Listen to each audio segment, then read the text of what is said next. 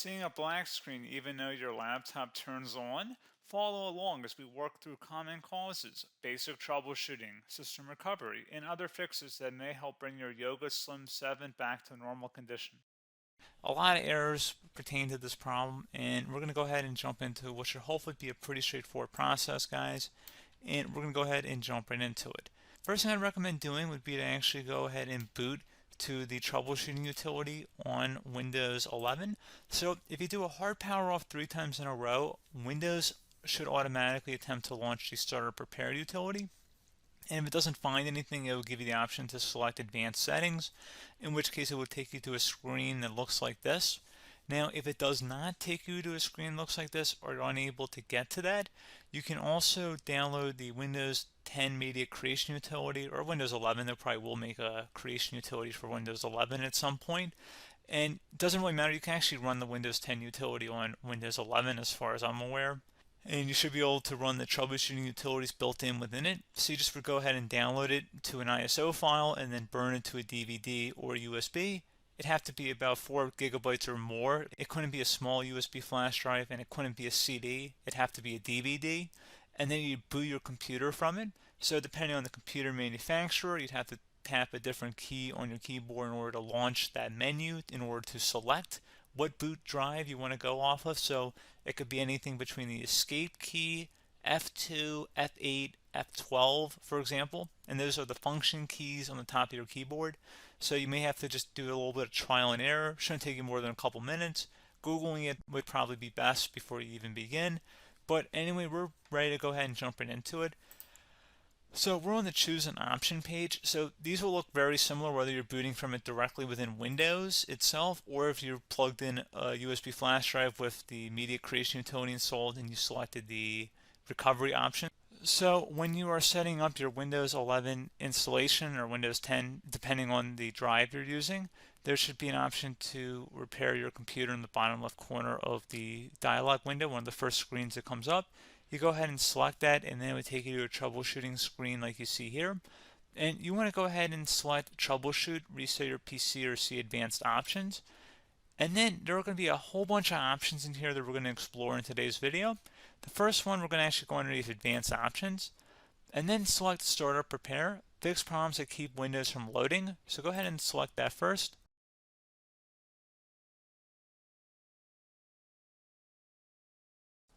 Okay, so you can see it could not repair our PC.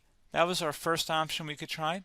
Something else, if we go back into advanced options here, and then select troubleshoot, we're going to go underneath advanced options again. You can go ahead and actually access safe mode by selecting startup settings.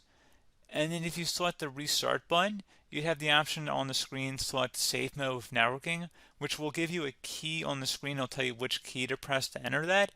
I believe it's the F7 key. It'll do that for you. I'm not going to go over that in today's tutorial because I don't really want to go into safe mode, but you're more than welcome to attempt that by going into here and then selecting restart.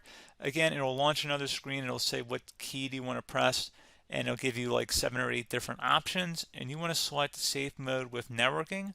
There's also an option for a command prompt too, but that's going to be something we're going to cover later in this video, and we don't even have to go through that in order to access it. So that's why I'm not going to really push for that, because unless you know exactly what's causing the problem, you probably don't need to go into safe mode. Unless you're trying to recover files, in which case then you definitely can go into safe mode, but we're trying to actually recover our computer here. So I hope that makes sense.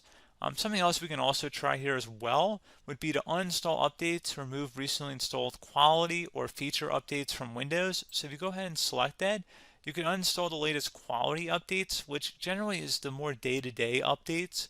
Feature updates are the less regularly released ones, like the big ones. I would equate it to service packs in like Windows 7 and Windows Vista and Windows XP. So larger updates that occur once or twice a year at most. And the quality updates are more just a regular update. So probably obviously depend, it'll take longer if you're going to try and uninstall the latest feature update versus quality update. And maybe you don't need to go back that far. So just giving you guys a couple pointers with that. Something else you can also look at here, and we're going to jump into the command prompt in a little bit, but you can select System Restore, which will use a restore point recorded on your PC to restore Windows. And this is something I would highly recommend here, guys. So select Next. Assuming you have a restore point saved on your computer, you go ahead and select the most recently created one, and you'll select next, and then you'll select the drive. You shouldn't actually have to select the drive. You can scan for affected programs, but we're going to keep it all default here, and then we're going to select finish. So once started, system restore cannot be interrupted. Do you want to continue? I think we're going to select yes. I don't think we have anything better to do on our computer right now, so just give it a moment here to initialize. It will take a couple minutes to run, obviously depending on how large your hard drive is and how much is saved on the system restore point. So just give it a couple minutes here.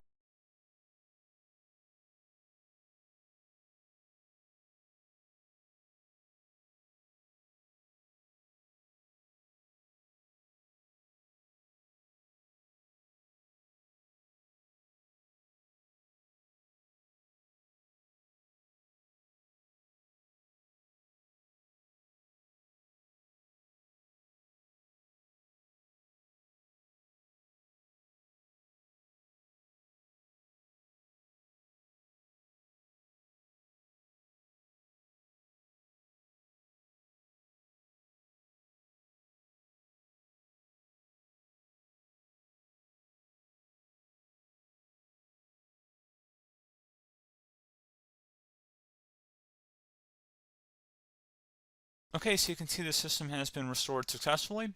We're going to go over a couple different methods addition to that if that did not work. So I'm just going to pause the video and we're going to start back on the recovery screen that we started with. Okay, so a couple other things we can try here too. If you go back into troubleshoot, you can select reset your PC, let you choose to keep or remove your personal files and then reinstalls Windows.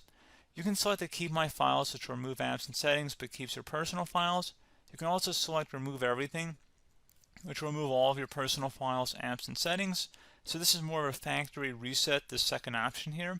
First option, it should not delete all of your personal files. However, it will pretty much clear most of your programs. And keep in mind, there's no guarantee that your information, number one, is even still available and easily recoverable on your computer to the point that you actually would be able to recover anything. And the second point is that there's always a chance that it won't actually recover and it will just do a factory reset anyway. So there's no guarantee that actually would keep your files anyway. So I would recommend trying to get a recovery tool and backing that up first before selecting it anyway. But again, those are a couple of different options. And then something else you can try here if you go back to the choose an option. Another option, if you go underneath choose an option and select troubleshoot, advanced options, and now select where it says command prompt. Okay, so the first thing we should do is type our main hard drive here. In most cases, it should be the C drive. So you just do a C colon and then hit enter on your keyboard. So once you're underneath the C drive, we're going to type in dir and then hit enter on your keyboard. It should have program files, users, and Windows all in there. That's how you know you're in the right directory.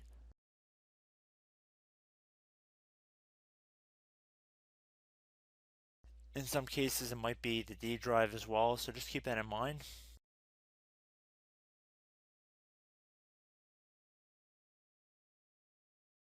Next thing we're going to do is type in cd space / Windows / system 32 / config, and then you're going to hit enter on your keyboard.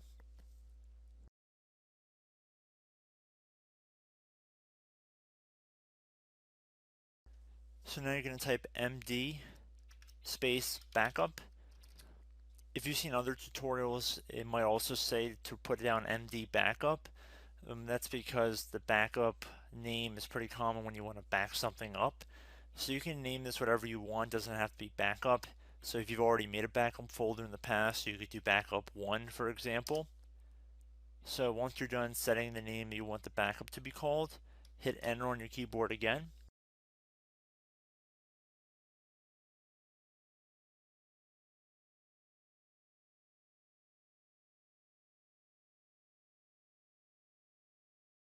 At this point you want to type copy, C-O-P-Y, space, then you want to do the star symbol above the 8 key, then do a period or a dot, whatever you want to call it, then another star sign, and then another space, and then type backup, and then hit enter on your keyboard.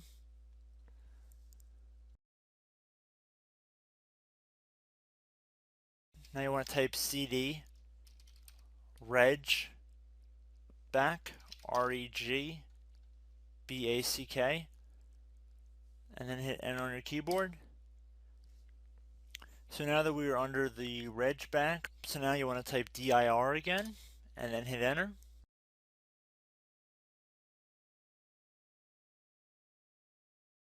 So now at this point we're going to type copy again. So copy, space, star sign,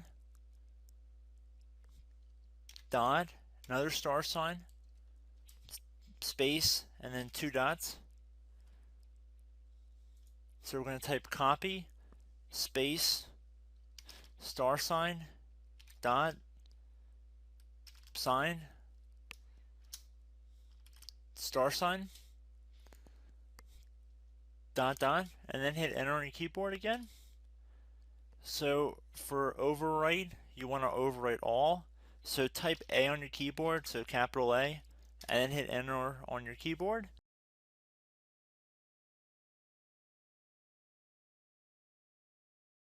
So at this point you should be good to go. You can close out of the command prompt window, and if you accidentally continue to Windows 10 you should be all set. So I hope one of these 3 or 4 different methods we went through in this tutorial helped you guys out. Again, I'm not sure if you guys heard me earlier, but try to go back into your safe mode if possible and uninstall any programs you know might be conflicting with the Windows startup if you can get into safe mode. So just keep that in mind. Something very simple like that could be blocking up everything. So again, I hope this tutorial helped you guys out, and I will catch you in the next tutorial. Goodbye.